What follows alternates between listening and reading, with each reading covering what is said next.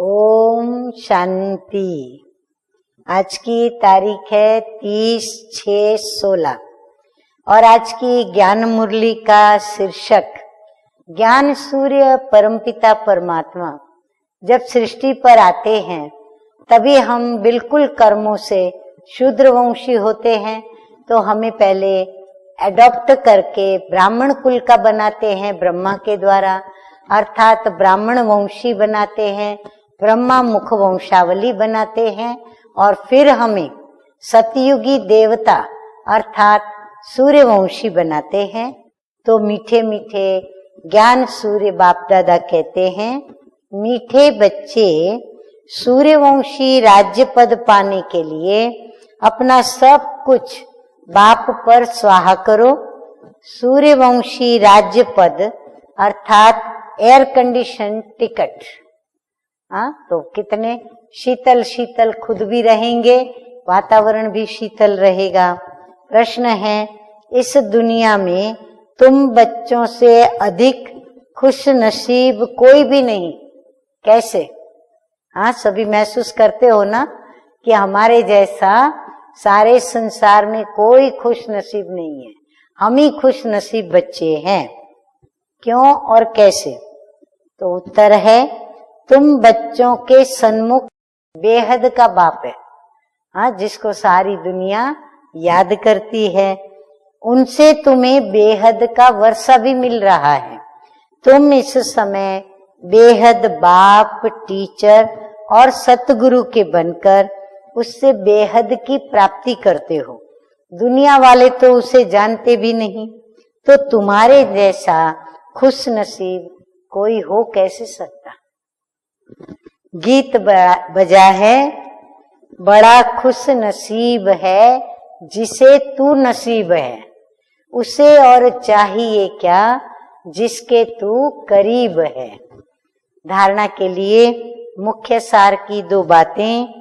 Number 1 है, जब इस पुरानी दुनिया से मुंह फेर लिया तो फिर ऐसी कोई गफलत नहीं करनी है जो माया अपनी तरफ मुंह फेर ले।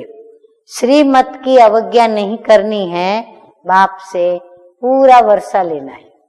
तो बाबा हमें एक खिलौना दिखाते थे कि कैसे सीता, जब रावण का मुख उसके तरफ आता है तो सीता पूरी घूम जाती है और वो अपना मुखड़ा दूसरी ओर फेर लेती है, पर जब राम का मुखड़ा सामने आता है तो सीता राम के सन्मुख अपना मुखड़ा कर लेती है।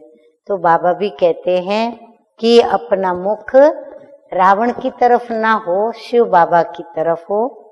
नंबर 2 है, बाप पर अपना सब कुछ स्वाहा कर पक्का वारिस बन सतयुगी एयर कंडीशन की टिकट लेनी है। एम ऑब्जेक्ट को बुद्धि में रख पुरुषार्थ करना है। वरदान है, श्रेष्ठ मत के आधार पर मायावी संग दोष से परे रहने वाले शक्ति स्वरूप भव। बाबा कहते हैं कि बच्चों की एक कंप्लेन रहती है। अक्सर बाबा को सभी अमृत वेले या याद में जब बैठते हैं तो बाबा को एक कंप्लेन करते सुनाते हैं। क्या कहते हैं कि संबंधी सुनते नहीं, जो मित्र संबंधी हैं उनको ज्ञान सुनाते तो वो सुनते नहीं। संग अच्छा नहीं है उनका, जो दुनिया में उनको जाना पड़ता है, नौकरी अर्थ, बिजनेस अर्थ, तो बाहर जाते हैं तो वहां आजू बाजू संग अच्छा नहीं, इस कारण शक्तिशाली बन नहीं सकते।